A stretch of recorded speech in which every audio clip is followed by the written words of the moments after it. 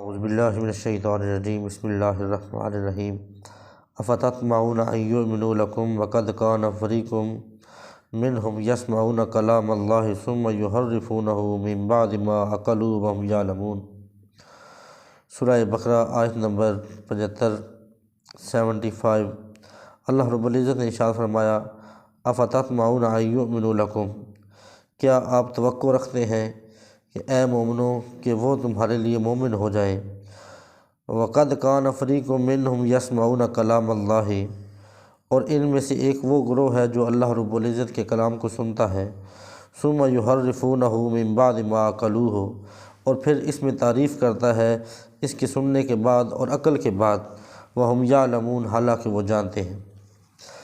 یہ آیت مبارکہ اصل میں انصار کے بارے میں نازل ہوئی، کیونکہ انصار مدینہ یہودیوں کے ساتھ بالکل قریب رہا کرتے تھے،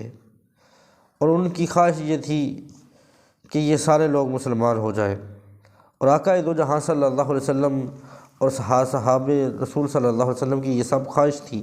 کہ یہ جتنے بھی یہود ہیں، کیونکہ یہ اہل کتاب ہیں، اس لیے یہ سارے مسلمان ہو جائیں، اور آقا دو جہاں صلی اللہ علیہ وسلم اس وجہ سے ان کے ساتھ نرمی کرتے تھے۔ لیکن اللہ رب العزت نے یہ ارشاد فرمایا کہ افتطمعون ان یؤمنوا لکم، کیا آپ یہ طمع کرتے ہیں، آپ یہ توقع رکھتے ہیں کہ یہ مسلمان ہو جائیں گے، یہ مومن ہو جائیں گے۔ وقد کان فریق منہم یسمعون کلام اللہ، ان میں سے ایک گروہ تو وہ ہے جو اللہ کے کلام کو سنتا تھا۔ اب وہ کیسے سنتا تھا؟ جیسے تورات میں آقا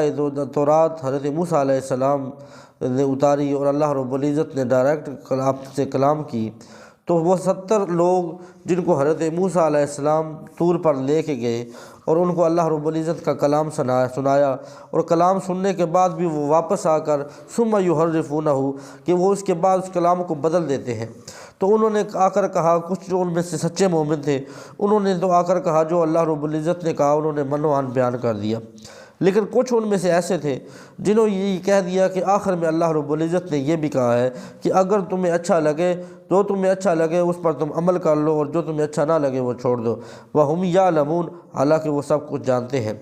اب کیونکہ آقا دو جہاں صلی اللہ علیہ وسلم اور آپ کے اصحاب نے یہ خواہش کی کہ یہ مسلمان ہو جائیں، تو اللہ رب العزت نے فرما دیا کہ یہ مسلمان نہیں ہو سکتے، یہ ان کے دلوں پہ مہر لگی ہوئی ہے۔ ختم اللہ علی قلوبہم، اللہ رب العزت نے ان کے دلوں پہ مہر لگا دی ہے، یہ کلام خدا کو سنتے بھی ہیں اور سننے کے بعد بھی لیکن اس پر یہ عمل نہیں کرتے، پھر بھی اس میں تعریف کر دیتے ہیں۔ فرمایا وَإِذَا لَقُوا الَّذِينَ آمَنُوا قَالُوا آمَنَّا، جب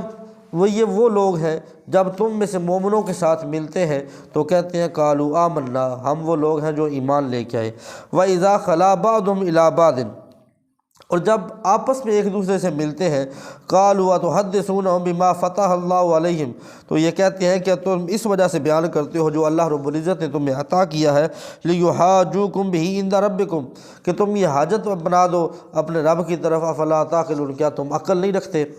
اب وہ جب ان کا یہ شیوا تھا یہودیوں کا، جب وہ مسلمانوں سے ملتے، منافقوں کے بارے میں یہ بات ہو رہی ہے کہ وہ لوگ منافق تھے، جب حضور تاجدار کائنات صلی اللہ علیہ وسلم اور اصحاب رسول صلی اللہ علیہ وسلم سے ملتے تو کہتے ہم تو ایمان لے آئے ہیں، ہم قالوا آمنا، ہم نے ایمان لے آئے۔ وَإِذَا خَلَا بَعْضُهُمْ إِلَىٰ بَعْضٍ، لیکن جب یہ آپس میں ملتے تھے ایک دوسرے کے ساتھ تو کہتے تھے ہم تو ایمان نہیں لائے، ہم تو ان کے ساتھ استہزاء کرتے ہیں، اور تم جو ان کو نعت بیان کرتے ہو، جو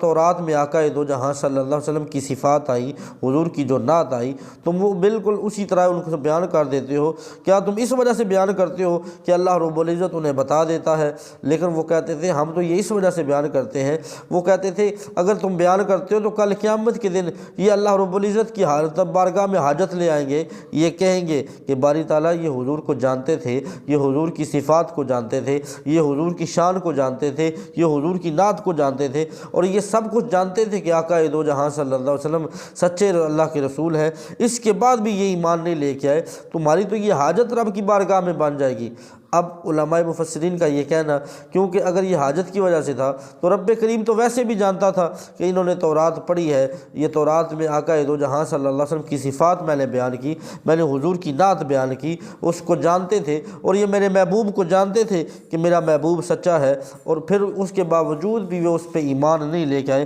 افلا تعقلون، فرمایا کہ تم عقل نہیں رکھتے؟ اب اتنی سب کچھ ہونے کے باوجود بھی تم آقا دو جہاں صلی اللہ علیہ وسلم کو سچا جانتے ہوئے کے باوجود بھی تم ان پر ایمان نہیں لے کے آئے۔ تو رب کریم نے فرمایا اولا یعلمون ان اللہ یعلم ما یسرون وما یعلنون، کیا تمہیں نہیں معلوم کہ اللہ رب العزت وہ بھی جانتا ہے جو تم چھپاتے ہو اور وہ بھی جانتا ہے جو تم ظاہر کرتے ہو؟ یعنی رب کریم سے تم کچھ بھی نہیں چھپا سکتے، وہ تو ساری چیزوں کو جانتا ہے، وہ خالق کائنات ہے، وہ قادر مطلق ہے، وہ علیم بذات الصدور ہے، وہ تو دلوں میں چھپی ہوئی بات کو بھی جانتا ہے۔ تو یہ تم جو چھپاتے ہو، تم ظاہر کرو یا تم نہ ظاہر کرو، تو وہ رب کریم وہ تو سب کچھ جانتا ہے، کیوں وہ جانتا ہے کہ تمہیں میرے محبوب کے بارے میں پتہ ہے۔ اس نے تورات میں تمہیں ساری نعت بیان کی، ساری تفسیر تمہارے ساتھ بیان کر دی، اس کے باوجود تم جانتے ہو کہ یہ اللہ رب العزت کے سچے محبوب ہیں، اللہ رب العزت کے سچے نبی ہیں، اس کے باوجود بھی تم اس پر ایمان نہیں لے کے آتے۔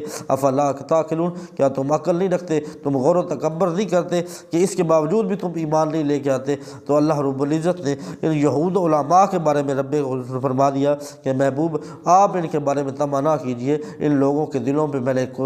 مور لگا دی ہے، اب یہ ایمان نہیں لے کے آ سکتے۔ اللہ رب العزت کی بارگاہ میں دعا ہے باری تعالیٰ قرآن مجید کو سمجھنے کی توفیق عطا فرمائے۔